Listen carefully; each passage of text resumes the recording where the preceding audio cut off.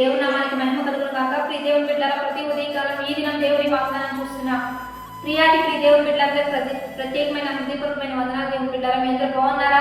ప్రతిదినం వచ్చిన వాగ్దానం చూస్తూ దేవుని నామాన్ని మహిమపరుస్తూ ఉన్నారా?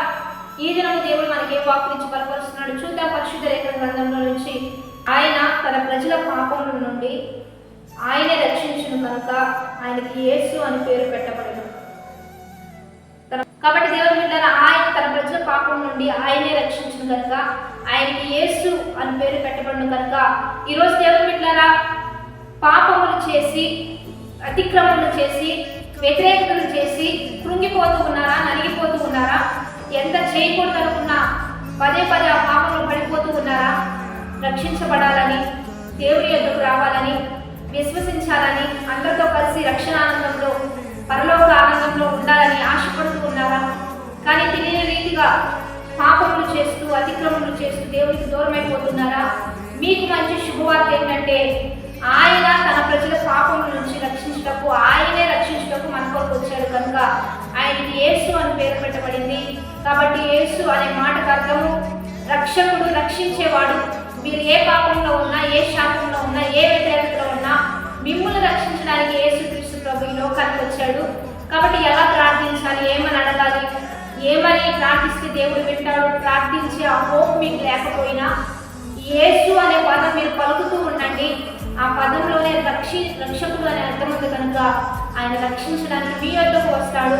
మీ పాపముల నుంచి, మీ శాపముల నుంచి, మీ వ్యతిరేకత నుంచి, మీ కన్నీరు, వేదన, దుఃఖం, నిట్టూర్పుల నుంచి మిమ్మల్ని విడుదల చేసి సంతోషానందాన్ని, మహదానందాన్ని, కృప కలిగిన దినాల్ని, అనేక సంవత్సరాల్ని దేవుడు మీకు ఇవ్వడానికి ఆయన సిద్ధపడుతూ ఉండగా ఆ పేరుని మీరు పలుకుతూ అంగీకరిస్తూ ఉండగానే దేవుడు మీ పట్ల గొప్ప కార్యాలు చేయబోతున్నాడు. కాబట్టి దేవుని బిడ్డగా మన పాపాలు క్షమించడానికి లోక రక్షకుడుగా ఆయన ఉదయించాడు, ఆయన జన్మించాడు, ఆయన వచ్చాడు. కాబట్టి ఆయన హృదయపూర్వకంగా అంగీకరిద్దాం, స్వీకరిద్దాం, సంతోషిద్దాం, దేవునికి సమీపంగా వద్దాం.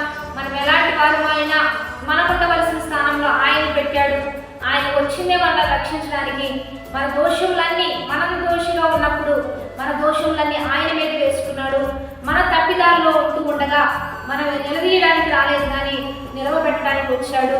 బలహీనులుగా ఉన్న మనల్ని బలపరచడానికి ఆయన వచ్చాడు కనుక ధైర్యం తెచ్చుకుందాం, క్రీస్తు ప్రేమలోకి నడిపించబడదాం, ధైర్యంగా ముందుకు కొనసాగుదాం, అందరం ప్రార్థన చేద్దాం.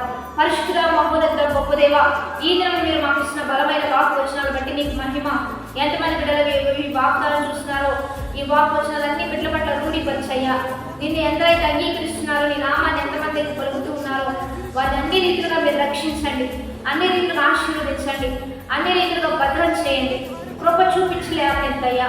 ఒక్కొక్కరిని అంచెలంచెలుగా ఆశీర్వాదంలో నడిపించి వారి పాపం నుంచి, శాపం నుంచి, వ్యతిరేకత నుంచి, నింద నుంచి, బాధ నుంచి వారిని సంతోష ఆనందంలో నడిపించి నామానికి మహిమ తెచ్చుకోమని ప్రభు అయిన యేసుక్రీస్తు నామమున పేరిట అడిగి వేడుకొని ప్రార్థిస్తూ నామ గొప్ప తండ్రి, ఆమేన్. మంచిగా లైక్, షేర్, కామెంట్ చేద్దాం. దేవుని నామానికి మహిమకరంగా జీవిద్దాం. ఉదయకాలం లైవ్ ఇస్తున్నాం, ఖచ్చితంగా కలుసుకోండి.